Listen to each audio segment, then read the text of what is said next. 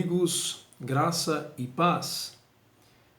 No último vídeo que postamos, nós refletimos sobre a pandemia à luz da palavra de Deus e chegamos à conclusão, de acordo com os capítulos 24 do livro de Mateus, o capítulo 13 do livro de Marcos e o capítulo 21 do livro de Lucas, que essa pandemia que estamos vivenciando, ela faz parte de um contexto de sinais que apontam para a vinda de nosso Senhor Jesus Cristo.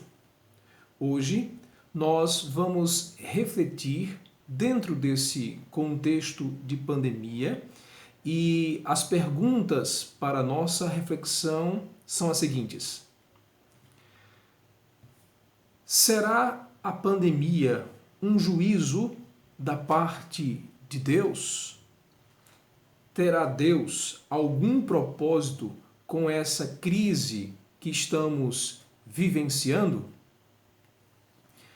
Bem, para respondermos a essas indagações, nós precisamos partir de uma outra pergunta. Deus pode trazer juízo sobre a humanidade? Deus pode trazer ruína para a humanidade? Quando nós analisamos a Bíblia, algo que chama a nossa atenção é justamente o amor de Jesus, o amor de Deus por nós. E soa de forma paradoxal quando falamos na possibilidade de Deus trazer juízo sobre suas criaturas, sobre seus filhos.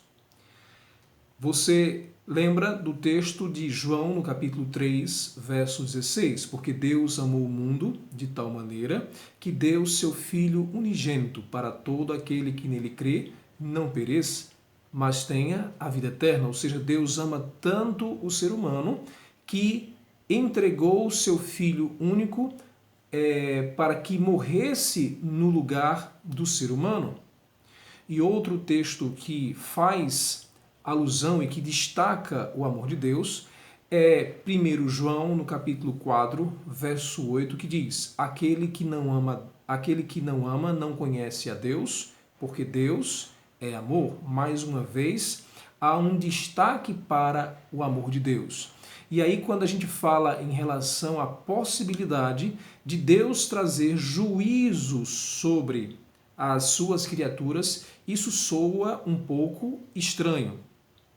Mas vamos, como sempre, à luz da palavra de Deus, a Bíblia, verificar em um primeiro momento se Deus traz juízo sobre a humanidade. Para que nós comecemos a nossa reflexão, eu convido a pegar a sua Bíblia e abrir no livro de Gênesis. Gênesis, no capítulo 6, verso 7. Gênesis, no capítulo 6, verso 7. E diz o seguinte: disse o Senhor: farei desaparecer da face da terra o homem que criei, o homem e o animal, os répteis e as aves dos céus, porque me arrependo de os haver feito. Pois bem, esse verso está dentro de um contexto específico. Esse verso faz alusão ao período antediluviano. E naquela ocasião, os homens haviam atingido o limiar da paciência de Deus. Se você tiver a oportunidade, depois você lê todo o contexto, toda a narrativa do capítulo 6 do livro de Gênesis, e você vai perceber que naquele contexto os homens estavam distantes de Deus, haviam se entregado aos prazeres carnais, havia violência, assassinatos, havia injustiças, havia promiscuidade, prostituição, enfim, todos esses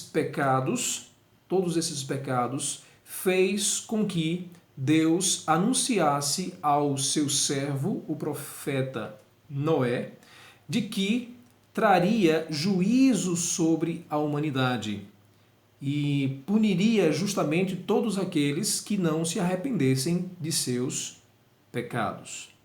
E aí nós temos um primeiro exemplo, né, da justiça retributiva de Deus. Mas existem outros exemplos na Bíblia. Abra sua Bíblia agora no livro de Gênesis, ainda no livro de Gênesis, no capítulo 19, verso 13.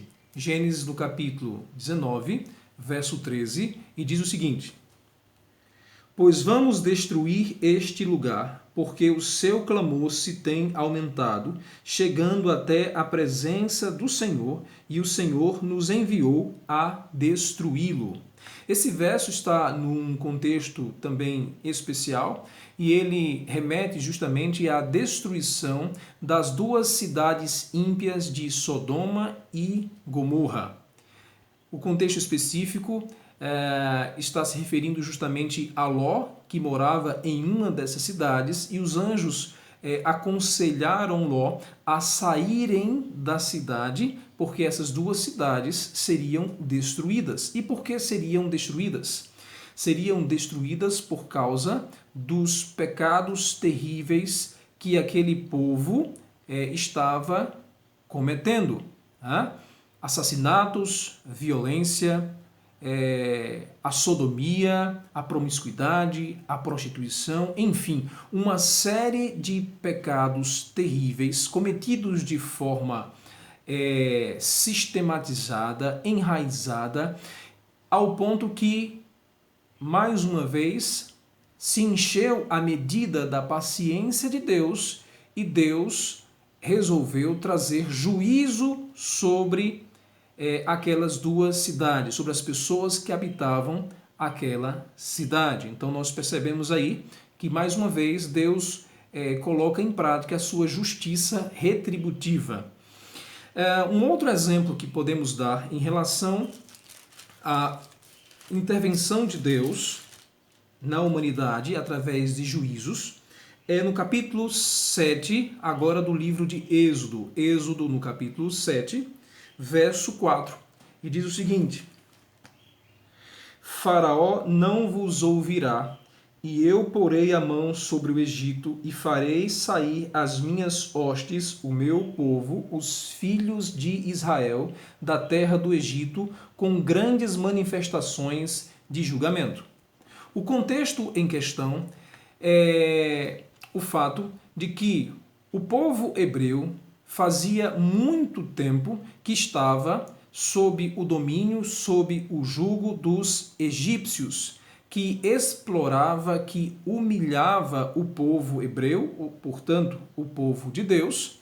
E como se isso não bastasse, quando Deus anunciou para Faraó que estava para libertar o povo, Faraó se negou a libertar o povo de Deus. E aí Deus, através do seu servo Moisés, anuncia que agiria com mão poderosa para libertar o seu povo das garras de Faraó e do seu exército.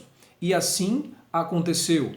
Você deve já ter ouvido falar sobre as 10 pragas do Egito.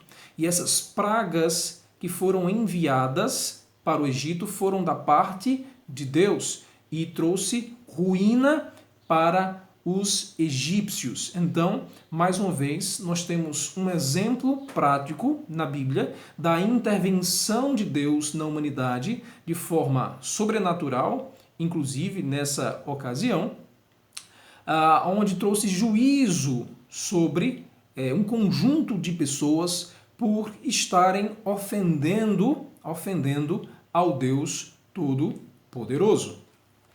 Mas você pode então, a partir desses exemplos, fazer uma indagação. Então, isso implica dizer que Deus é responsável por essa pandemia? Não necessariamente. Isso porque nós precisamos ter a ciência de que, se por um lado Deus pode, sim, como vimos na revelação da Bíblia, pode trazer juízo sobre os seres humanos, mas temos que atentar que Satanás, o inimigo de Deus, também pode trazer sofrimento, ruína para a humanidade. Na verdade, ele é especialista nisso, em trazer ruína, sofrimento, desastres para a humanidade. E nós temos algumas citações na Bíblia onde conseguimos verificar que por detrás do sofrimento, da dor e de muitos desastres que acontecem nesse planeta, está por detrás o arqui-inimigo de Deus. Nesse momento eu o convido a abrir sua Bíblia no livro de Jó, Jó no capítulo 1, a partir dos versos 12 em diante. Pois bem, Jó era um homem íntegro, reto, temente a Deus. Jó era um empreendedor, uma pessoa bem-sucedida. É dito que ele era o homem mais rico do Oriente, mais rico do seu contexto social. Era um homem bem-sucedido. Seria, em nossos dias, um grande empresário. Pois bem, certo dia, segundo a narrativa bíblica, Satanás se apresenta diante de Deus e Deus o interpela da seguinte forma: vistes como meu servo Jó é fiel? Satanás, por sua vez, responde: bem, ele é fiel porque o Senhor o cercou de bênçãos. E aí Deus autoriza Satanás agir na vida de Jó para que Jó pudesse servir de testemunho vivo de que, na verdade, a acusação feita da parte de Satanás em relação a Jó no que diz respeito à obediência a Deus, na verdade, era falsa. E aí, Satanás deixa a presença de Deus e se dirige justamente para a terra para atacar a vida de Jó. E a partir dos versos 13 do capítulo 1, há uma sucessão de eventos. Em um primeiro momento, Satanás vai atacar os bens de Jó, uma sequência de fatos terríveis. Em primeiro momento, as jumentas que faziam parte das riquezas materiais de Jó são roubadas, muitos dos servos que cuidavam são mortos. Em um outro momento, desce fogo do céu e queima o rebanho de Jó, o rebanho de ovelhas, e muitos servos também são mortos. Depois, em outro momento, os camelos, que eram muitos, também são roubados e muitos servos foram levados escravos e mortos, E por fim, Satanás, ele ataca a família de Jó e de uma vez só todos os filhos de Jó são mortos por meio de um vendaval. E, como se isso não bastasse, Satanás ataca a saúde de Jó, trazendo uma grave enfermidade que trouxe muito desconforto para a pessoa de Jó. Nós não vamos adentrar de forma aprofundada na história de Jó, mas essa história serve para que nós percebamos que, na verdade, Satanás pode agir para trazer desgraça, ruína para a vida do ser humano. Eu convido nesse momento a abrir sua Bíblia no livro de João, no capítulo 10, verso 10, e é dito o seguinte: o ladrão vem somente para roubar, matar e destruir. Eu vim para que tenham vida e a tenham em abundância.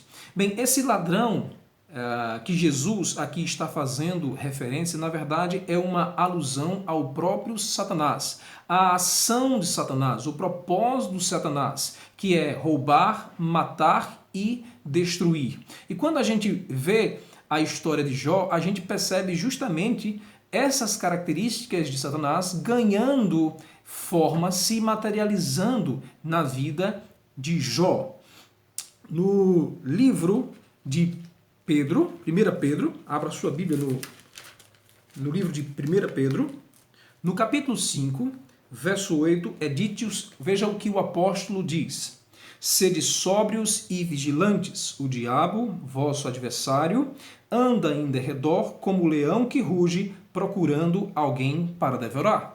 Veja que o apóstolo Pedro compara a ação de Satanás a um leão faminto, rugindo, procurando a quem devorar. Esse ato de devorar é justamente uma figura de linguagem para, na verdade, retratar, traduzir a ação destrutiva, destruidora de Satanás. E por fim, eu o convido a abrir agora a sua Bíblia no livro de Apocalipse. Apocalipse, no capítulo 12, verso 12, é dito o seguinte: por isso festejai, ó céus, e vós, o que neles habitais. Ai da terra e do mar, pois o diabo desceu até vós, cheio de grande cólera, sabendo que pouco tempo lhe resta. Pois bem, aqui o autor de Apocalipse, destaca justamente o fato de que Satanás viria para o planeta Terra e, em função disso, os homens, as criaturas que neste planeta habitavam, estavam fadados a sofrer, porque esse é o propósito de Satanás, causar sofrimento. E é por isso que o verso bíblico diz: ai da terra e do mar, porque o diabo, ou seja, uma lamentação por causa justamente da sorte dos habitantes da terra que receberiam a visita indesejada desse anjo que causa destruição.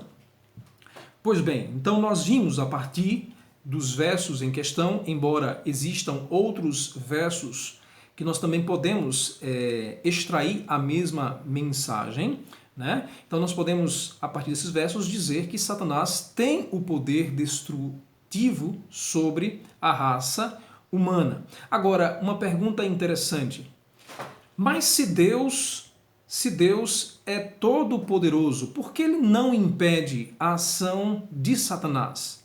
Bem, para nós respondermos a essa indagação, é preciso primeiro que nós entendamos que o nosso planeta está mergulhado num contexto de grande conflito, um conflito cósmico entre Deus e Satanás. Veja, Romanos, no capítulo 5, verso 12, diz o seguinte: assim como por um só homem entrou o pecado no mundo, pelo pecado, a morte passou a todos os homens, porque todos pecaram. Veja, quando Deus criou esse planeta e criou os nossos primeiros pais, Adão e Eva, ele entregou para Adão e Eva o domínio desse planeta. Quando Adão e Eva pecaram, eles transferiram esse domínio para Satanás. E em função disso, agora a raça humana estava fadada a sofrer as agrúrias que seriam impostas pelo inimigo de Deus. Então, infelizmente, por livre e espontânea vontade, Adão e Eva entregaram este planeta de mão beijada para Satanás, e a partir disso ele teria poder destrutivo sobre a humanidade. Agora, Deus, em sua infinita misericórdia, agiu no sentido de limitar esse poder destrutivo, porque se não fosse a ação refreadora de Deus, nós, seres humanos, certamente já não existiríamos.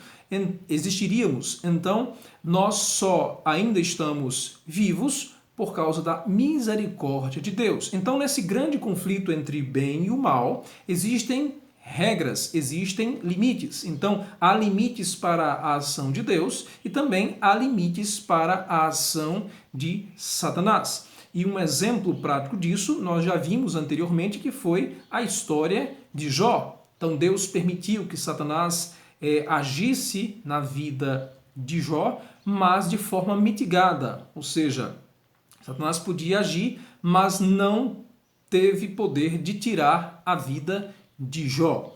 E o propósito pelo qual Deus permitiu tudo isso em relação a Jó foi para provar que Jó, a despeito das circunstâncias, permaneceria fiel a Deus. Agora, quais os propósitos de Deus com essa pandemia? É bem certo que não podemos afirmar de forma categórica, mas, à luz da palavra de Deus, diante dos exemplos bíblicos, é possível nós projetarmos qual seja a vontade de Deus. Agora, é preciso que entendamos que o planeta Terra é formado basicamente por dois grupos. O primeiro grupo de pessoas formado por aqueles que não servem a Deus, por aqueles que não temem a Deus, por aqueles que são indiferentes a Deus. E o outro grupo, por aqueles que professam seguir a Deus, por aqueles que professam e desejam servir a Deus fazendo a sua vontade. Então, para saber o propósito de Deus para a pandemia, temos que atentar para cada um desses grupos. Bem, qual seria o propósito de Deus, então, para o primeiro grupo, para o grupo que não serve a Deus? Bem, Deus, possivelmente, até porque estamos aqui projetando, estamos aqui criando uma projeção em relação ao que pode ser o propósito de Deus para esse grupo. Não estamos aqui afirmando de forma categórica. Mas, então, adiantemos. Provavelmente, um dos propósitos de Deus ao permitir essa pandemia é mostrar para esse grupo de pessoas que o fim se aproxima. Dentro da cronologia bíblica, nós estamos nos aproximando do fim. E aí Deus permite que essas circunstâncias aconteçam para que os seres humanos se apercebam da brevidade do tempo. O cronômetro de Deus está se aproximando do seu fim. E uma forma de fazer com que o ser humano se aperceba disso é justamente permitir que uma circunstância como essa aconteça para tirar o ser humano da sua zona de conforto e levá-lo à reflexão. Deus deseja que esse grupo de pessoas reflita sobre a insegurança que representa viver neste planeta. E outro objetivo, possivelmente, é fazer com que os homens aprendam que os ídolos deste mundo, como o orgulho, como a riqueza, o poder, como a luxúria, a fama, são efêmeros, são inúteis. Então, a partir dessa pandemia, muitas pessoas começam a perceber ou atentaram para realmente o valor que a vida tem. E qual seria o propósito de Deus, ou quais seriam possivelmente os propósitos de Deus para aqueles que professam o seu nome? Bem, um dos objetivos de Deus para esse grupo específico de pessoas é levá-los a despertar do sono. Veja, quando nós estudamos o livro de Apocalipse, percebemos que Laodiceia, que representa o último período profético, tem como característica a mornidão, ou seja, pessoas que professam a Deus, mas não são zelosos com a causa de Deus. Então, possivelmente Deus esteja permitindo essa situação para despertá-los do sono, para tirá-los justamente de uma situação de comodismo espiritual, a fim de fazer com que estes também sejam conduzidos para uma experiência real com Deus, sejam levados a um aprimoramento, um desenvolvimento, um crescimento na sua vida espiritual. E também, outro objetivo, possivelmente, consiste em preparar os filhos de Deus para aquilo ou para as coisas que ainda estão por acontecer. Muitos eventos ainda haverão de acontecer. e eventos, inclusive, mais impactantes do que esse que estamos vivenciando nesse momento em relação ao contexto de pandemia. Então, Deus permite também que essa situação aconteça para que nós possamos nos preparar através de uma experiência, né, de menor dimensão, para que nós já projetemos um contexto mais impactante pela frente. Eu gostaria de finalizar com uma citação do livro Testemunhos Seletos, volume 1, capítulo 11, páginas 64, no parágrafo 4º. Veja o que a pena inspirada nos diz. Os indivíduos são experimentados e provados por um espaço de tempo a ver se sacrificarão seus ídolos e darão ouvidos ao conselho da testemunha verdadeira. Então, Deus permite que seus filhos sejam provados num espaço de tempo a ver se estão dispostos a sacrificar os seus ídolos e se darão ouvidos ao conselho da testemunha verdadeira, se darão ouvidos à voz e aos apelos do Espírito Santo de Deus. Querido amigo, querida amiga, não permita que esse período difícil passe sem que você desenvolva uma experiência real com Cristo, sem que você busque o Senhor e se relacione com Ele e passe a desenvolver uma experiência profunda com o Senhor, para que, quando vierem as provas mais difíceis, à luz da revelação bíblica, você esteja preparado, você esteja com a sua fé fortalecida, para que você possa sobrepor a todos os obstáculos e permanecer firme. Apocalipse diz, ser fiel até a morte e dar-te-ei a coroa da vida. Nós precisaremos de fé nesses últimos dias para sobrepor todas as barreiras e obstáculos. E nós só podemos desenvolver a fé para sobrepor a tudo isso se nós tivermos uma experiência com Deus. Que Deus ilumine você, que Deus te proteja e implante em seu coração esse desejo de ter uma experiência real com Ele. Que Deus te ilumine.